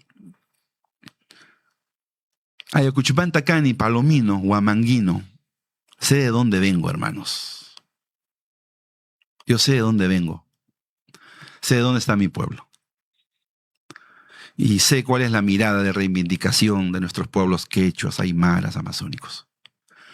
Sigan insultándome, me dicen de todo. No van a minar mi temple, porque yo sé muy bien lo correcto, lo honesto en el ejercicio público. Acúseme de lo que sea, investígueme con el debido proceso. Déjeme que me defienda, ¿no? Más de eso no va a haber. Como decimos, en la cancha nos veremos. Vamos a debatir ahí. Yo llevo 35, 40 años en esto, ¿no? Porque es mi vida. Te cuento, yo he ingresado a un seminario, porque yo en realidad quería ser cura, ¿no? Pero allí en el seminario, cuando desde los calichines jugando en Unión Guaral, el día que me toca debutar, decido irme a un seminario para ser sacerdote. Después de infantiles, calichines, juveniles, cadetes, reserva de la Unión Guaral, con Pedro Ruiz, Cabeza León, Alejandro Luces, yo teniendo 15 años. Y me vine aquí a Barrios Altos y allí maduré y comprendí que lo mío era la comunidad, era lo social. Y me he dedicado de manera implacable a lo social en todo el Perú. Hasta hace 11 años, 12 años, de viejo me he casado recién, pues. Tengo una niña de 3 años y una niña de 9. A los 44 dije, hay que dar ese salto, ¿no? Todo no puede ser... ¿Y usted cuántos años tiene, disculpe? 57 años. 57. ¿No? Y Entonces hoy me toca esta responsabilidad. Y pues sigamos debatiendo. Critiquen todo lo que quieran, pero no me esperen en la puerta de mi casa y me insulten delante de mis niñas. Respeten. Cuando entre a un restaurante como ayer, no me insulten. O esperen que se vayan mis niñas y después dígame lo que quiera. Yo no me voy a molestar. Pero si usted solo me insulta, perfecto, está bien. Pero no delante de mis niñas. Es como ocurre todos los días aquí en Lima. Basta de eso. Les perdono, porque el Perú tiene esas enfermedades que hay que derrotar. Yo no soy fujimorista. Nunca lo he sido. He luchado contra el fujimorismo que hoy gobierna la justicia, la economía, el Estado. Gobierno parlamentario que no nos representa. Lo digo con claridad. A pesar de que usted todavía pues está en plena campaña de segunda vuelta, me imagino que usted ya se dio cuenta, tanto en la primera vuelta también, que se habla mucho de ni siquiera sabemos quién va a ocupar la presidencia en julio de este año, pero ya se habla de vacancia. Se habla de que es altamente probable de que en caso llegara usted, por ejemplo, a ganar la presidencia, pues podría ser vacado. Y es más, se habla de que es mucho más posible vacar a alguien como usted, que tiene una bancada, si bien es cierto, numerosa, no tan numerosa, valga la redundancia, como la de Fuerza Popular. Por lo general, las personas que trabajamos en esto desde hace una década sabemos muy bien qué es lo que pasa cada vez que un presidente que no es de este grupo de partidos de derecha, liberales, cada vez que un presidente del otro lado gana una elección. Empiezan las llamadas, empiezan las presiones y básicamente un presidente, que en este caso podría ser usted, se encuentra con dos caminos. El primero es que usted ceda, acepte, negocie, pacte y se mantenga alineado a los intereses de estas bancadas como Fuerza Popular, como Renovación Popular. En su momento lo hizo Martín Vizcarra. Sin embargo, hay otro camino, que es el de el enfrentamiento. Tampoco voy a decir violento, ¿no? Me refiero a un enfrentamiento, la discrepancia política. Sin embargo, si algo nos ha enseñado la historia de los últimos 10 años y de los últimos 10 presidentes, es de que ambos caminos te llevan a lo mismo, a la salida temprana del gobierno. ¿Qué va a hacer Roberto Sánchez en caso llegara a la presidencia con los 20 y pico o no recuerdo la cantidad exacta de senadores que va a tener? ¿Cómo va a ser con un Renovación Popular que asegura que le han robado una elección? ¿Cómo va a ser con un Fuerza Popular que asegura que usted es el enemigo? ¿Cómo va a ser Roberto Sánchez? Mira, en la política 1 más 1 no es 2. Y diagnosticar y hacer pronósticos, en el caso peruano, es insensato. Yo estoy convencido que vamos a lograr en esta segunda vuelta una mayoría política, una mayoría de acuerdo país para derrotar la corrupción, la mafia, la criminalidad, hacer ajustes constitucionales relevantes para este desequilibrio de poderes y poder refundar la patria. Y esa gran coalición patriótica, democrática, popular, mira el Estado, la economía, la sociedad, bajo un parámetro de propuestas de fondo: la pobreza, la formalización, el empleo, la chamba, los jóvenes y su acceso a la educación universitaria gratuita. Eso va a lograr en esta segunda vuelta una clara mayoría política. El Perú se hace una buena curva. Desde la mayoría congresal de 76 congresistas, ha empezado una curva de mercantilismo, de injusticia, de corrupción, de cooptamiento de los poderes, y se ha pervertido por las mafias criminales de la política lo que hoy tenemos en el Perú. Y eso vale más que cualquier cosa y estaremos dispuestos a los cambios necesarios para ese punto de flotación de un nuevo comienzo democrático para el Perú. Para ir terminando... Disculpa, no te contesté algo. He recordado de la pregunta anterior. Sí. Que ¿por qué te voy a decir lo que yo pienso, ¿no? Ajá. Porque a las finales no lograron los votos para desaforarme, no para suspenderme. Me Ajá. preguntaste. Sí. Yo también lo he estado pensando. Pues no, más que nada, la pregunta es ¿por qué Fuerza Popular vota Sí, en bloque ya. en contra de su suspensión? No, te comento. Votaron en amarillo. Te comento. Un grupo ha votado porque me conoce y ha votado por convencimiento personal y político Ajá. en contra de mi desaforo y suspensión, Ajá. ¿no? Pero con eso no llegábamos, ¿no? Otro grupo, ¿sabes por qué votó? Porque como conservadores, los más ortodoxos, No querían que entre una chica no trans. querían que entrara, ¿no? Un trans. Ujú. ¿No? Increíblemente, eso fue así. Porque yo no he establecido ni nexo, ni conversaciones, ni nada. Es más, ya me preparaba. ¿Usted descarta que haya habido alguna conversación, Claro alguna que negociación? sí, claro que sí.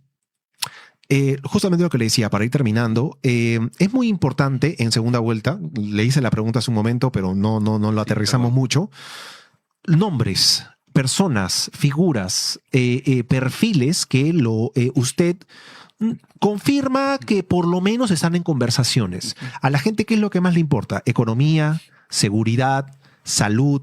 ¿Quiénes son las personas que acompañan en este momento a Roberto Sánchez? Por ejemplo, en un eventual gobierno suyo, ¿quién sería ministro de Economía? Sí, mire, ahorita no te puedo, por ser serio también, hemos hecho varias invitaciones, ¿no? Ya. Nos han pedido una evaluación, sobre todo también, como tú entenderás, Ajá. nadie pues dice ya, ¿no? O sea, hay que trabajar Ajá. esos bemoles del Hay- programa económico. ¿Se han dado algunas reuniones? ¿Ha Así conversado con alguien sí, que pueda decir? Estamos conversando incluso ¿Con quiénes? con algunos internacionalistas vinculados al mundo económico y que vienen del BID Ya. y del Banco Mundial, Ajá. ¿no? En el lado precisamente keynesiano, progresista, donde pensamos que pueden haber pues medidas importantes para democratizar y cambiar, o por lo menos hacerlo más social, este régimen económico. Yo, de los nombres autorizados que te puedo decir, por ejemplo, está el doctor Hernando Ceballos, Para salud. ¿no? Que además ya ha sido ministro. Ha sido candidato también. Ha sido candidato JP. también, ¿no? En el tema de energía Ujú, está el sanmarquino Jorge Manco Sanconetti, ujú. ¿no? Seguridad. En justicia, bueno, está evaluando, veremos la participación a detalle de el doctor Domingo Pérez, Ajá. ¿no? Y esos son los espacios, ¿no? Claro, también derechos humanos, cultura, agricultura. Hemos pensado, hay varios nombres ya, Sí. pero creo que en una siguiente sesión podría decirte los nombres completos, ¿no? ¿Confirmaría usted? Yo encantado que venga. Yo encantado de que venga.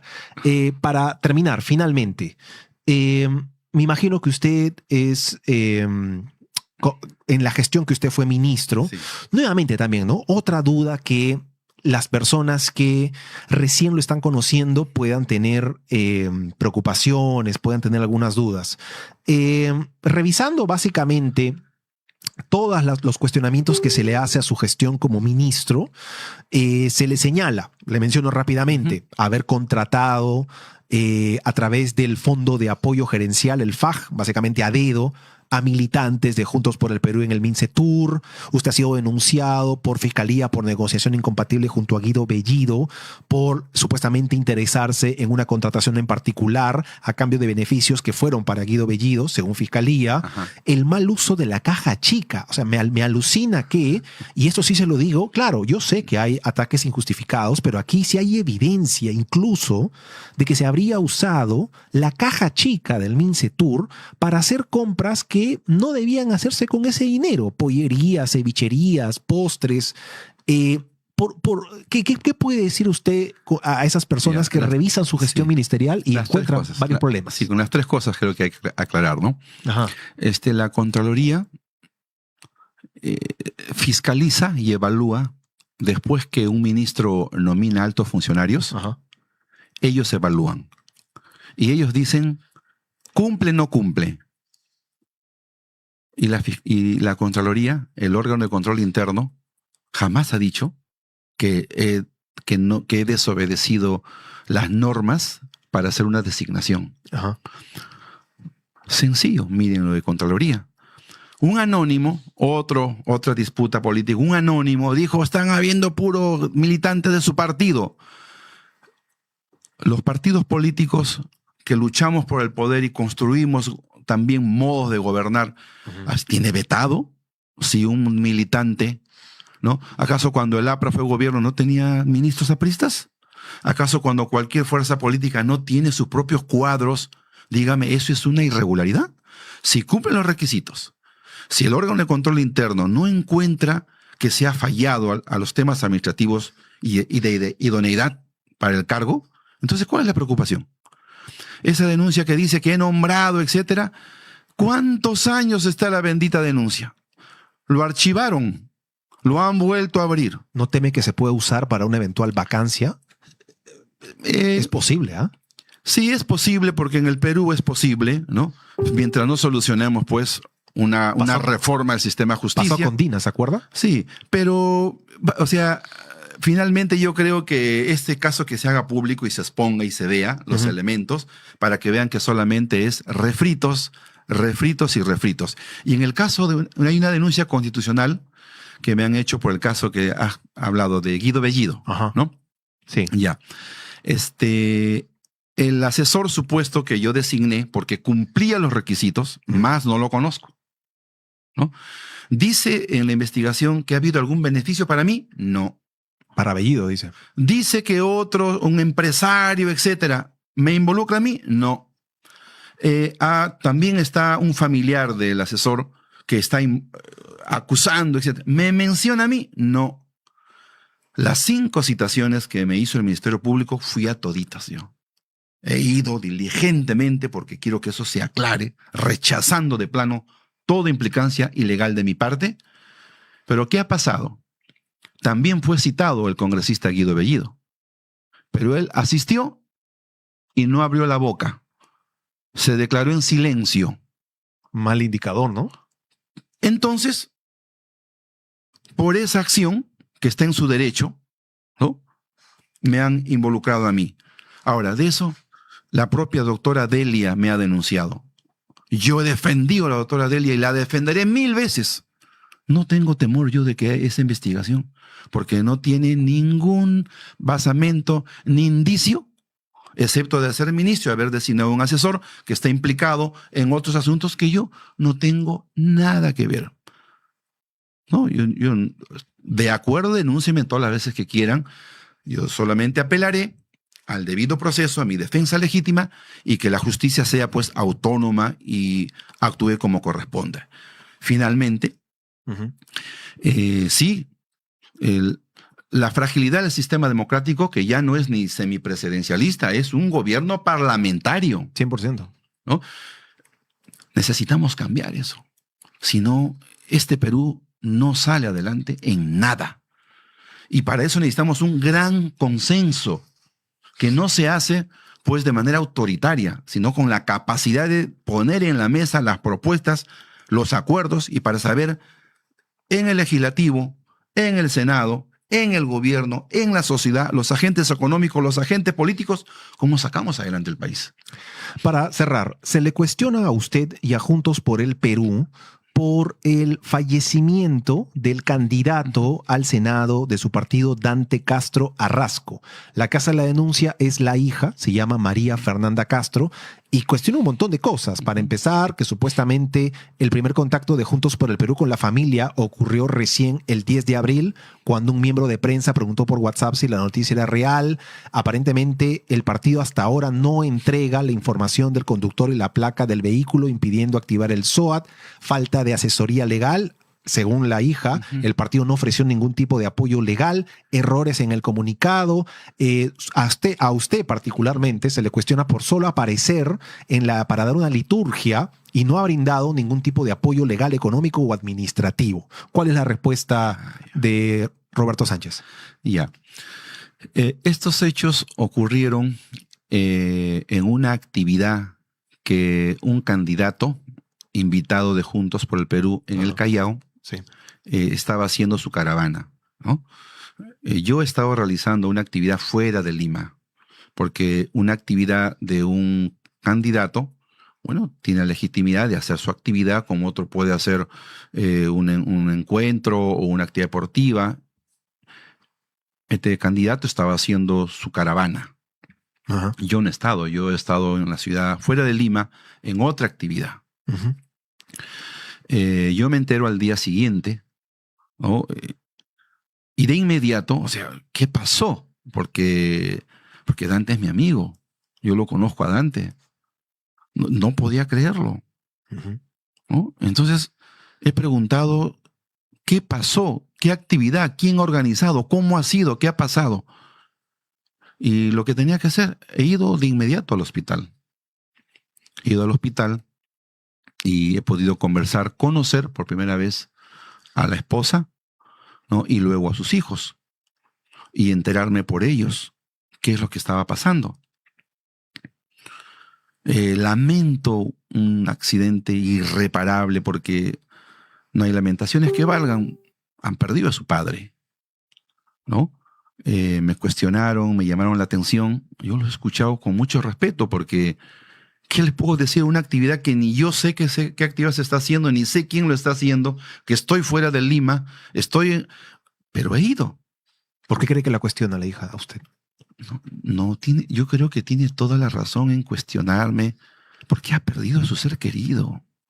Y diga lo que me diga, yo no voy a entrar en el dime y direte por respeto a ese dolor. ¿Es cierto Pero lo sí, que dice? Pues sobre todo en el apoyo económico, legal y administrativo. mire, ¿Usted lo ha brindado? yo he ido al día siguiente a enterarme. De inmediato he llamado a un profesional que me explique qué está pasando y Uh-huh. ese mismo día nos comunican que no había ya, o sea, la esperanza es lo último que se pierde, Uh-huh. ¿no? Pero ya no había alguna situación de que pudiera mejorar. Eso fue el pronóstico. Entonces, como católico dije, no, esto no, o sea, hay que orar. Hicimos una paraliturgia esa noche, al día siguiente también, ¿no? Y evidentemente ya yo ahí me entero la gran preocupación, pues, ¿no? Porque ir a un establecimiento de salud, inmediatamente, yo nunca he pasado esos trámites, pero hay el seguro del carro, Sí, ¿no? es un Es tramitazo. todo un lío que, o sea, yo nunca he pasado eso, pero me cuenta, sí, y entonces de inmediato he intentado y ubiqué al muchacho, ¿no? Con la actividad, ¿no? Y le hice venir ahí al hospital y le digo, conversen, resuelvan. Porque es simplemente decir, ¿dónde está el carro? ¿Quién es la persona? ¿No? Y de una vez que se investigue y que se sepa, ¿no? Entonces, claro, yo de mi parte, ¿no? He hecho una contribución económica porque me da vergüenza hasta decir eso porque me está diciendo que no he hecho ni eso. Claro que he hecho eso, ¿no? Te lo voy a decir después que acabe porque quiero decirte la cantidad a ti nomás porque no me parece justo hablar de eso, Uh-huh. ¿no? Le hice una aportación económica en la sensatez y rapidez de que ya de inmediato toma todas las acciones, denuncia a quien tengas que denunciar, ¿no? Denuncia ante la policía, lo que tengas que hacer, tienes que hacer porque hay que llegar a saber dónde está el carro, porque entonces sabe quién es el dueño del carro, dónde está la persona. O sea, y yo he continuado mis actividades, Uh-huh. ¿no? Hemos estado el día que falleció, ¿no? Claro, cuando fallece un dirigente de izquierda, ¿no? Van todas las organizaciones políticas de izquierda y todos tienen pues su literatura de sus pronunciamientos y sus ajitos, ¿no? Sus lemas, y ha pasado por ahí pues 50 organizaciones de la izquierda peruana, que cada quien tiene su forma, su método, su tradición. Yo también he estado presente ahí, ¿no? Y luego ya el día de las exequias, que fue en el Callao, Uh-huh. también he ido, ¿no? He estado presente, sin hacer protagonismo ni nada, acompañando, ¿no? Pero luego me entero ya por los medios públicos que no se ha resuelto el tema, ¿no? Que la persona que hizo su actividad, ¿no? de caravana, Uh-huh. solamente ha dicho quién es, pero no han encontrado a la persona, al carro, al SWAT y todo esto. Entonces, esto yo lo he visto recién ayer y hoy día de inmediato he convocado una reunión citando a este muchacho, a los abogados, y para ver qué ha pasado. Sí, ¿no? está tomando cartas en el asunto entonces. Entonces yo a sus dos hijos les pido disculpas. Nada va a reparar lo que está pasando con ustedes. Espero que esto hoy día mismo se identifique y se vea qué pasó y qué no pasó, ¿no? Porque nosotros como organización política, ¿qué le exigimos a un muchacho que no está afiliado al partido? O sea, no era una actividad del partido, era alguien que quería hacer una actividad. Evidentemente hay una responsabilidad de todo lo que está pasando y esperemos que eso se resuelva hoy mismo, ¿no? Para que se pueda, pues, ya no reparar la pérdida tan dura que tienen ustedes, pero que entiendo su dolor. No quiero discrepar con sus expresiones que dicen libremente que me están diciendo de todo. Lo admito, lo acepto, ¿no? Pero no es ese proceder mío, mucho menos, ¿no? Pero esperamos resolverlo como identificando al auto, a la camioneta, a la persona, la placa, el SWAT y todo ese lío que no permite, pues, ahorita terminar, imagino, gestiones económicas y también legales para las responsabilidades, ¿no? ¿Se acuerda usted que en los debates en los que participó usted en el Jurado Nacional de Elecciones había la pregunta ciudadana? Tenemos una para usted. Ya. Póngase, por favor, los audífonos. Hay una pregunta para terminar. A ver, por favor, Cabezón. Dale.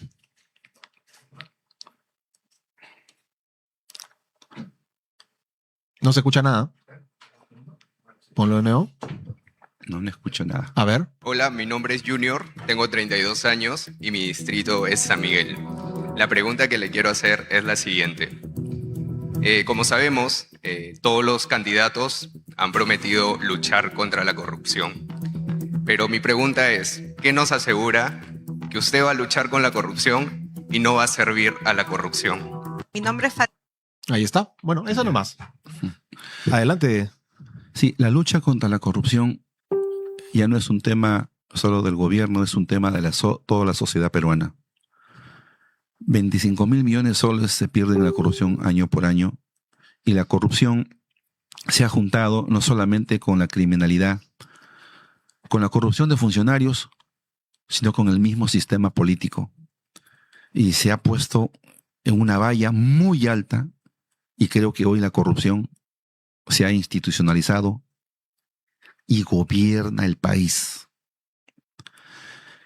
Luchar contra ella no lo va a poder hacer solo un alcalde, un ministro, un presidente, sino toda la sociedad peruana.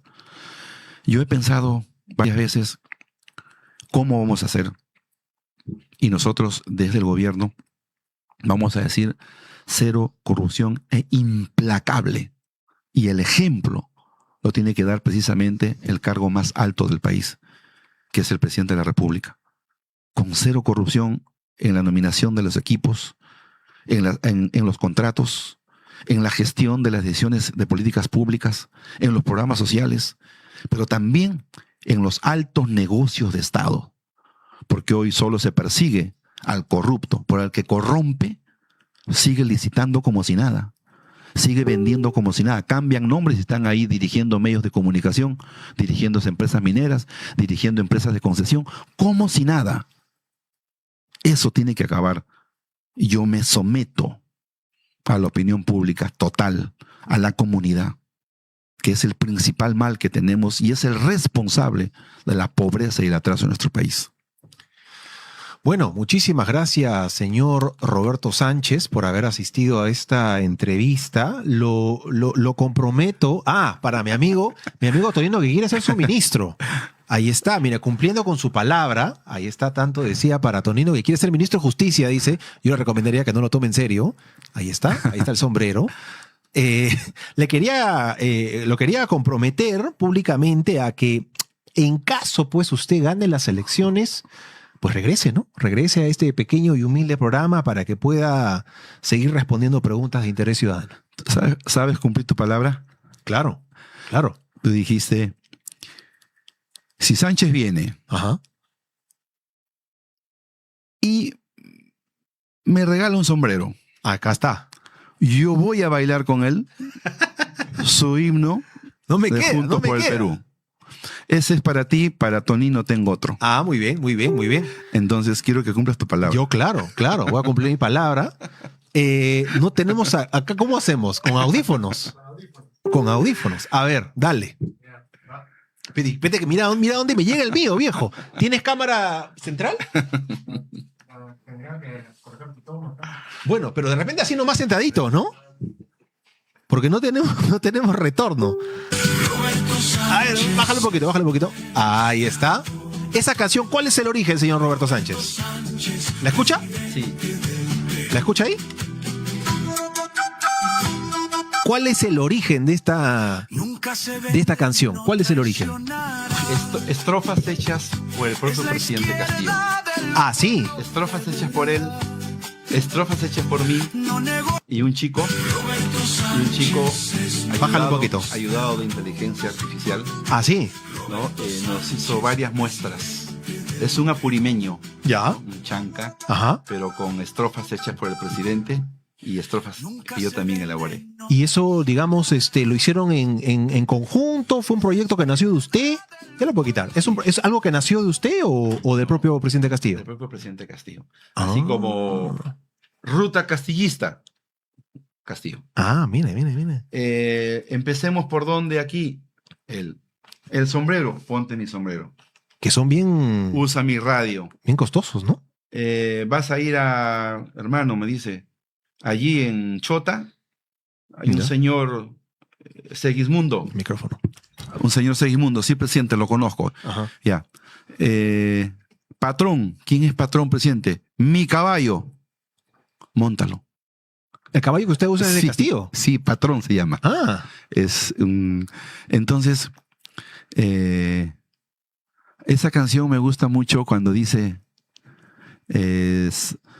Roberto Sánchez y Pedro Castillo, símbolo de lealtad. Y cuando el presidente dice que esto trasciende la política, somos hermanos y compañeros.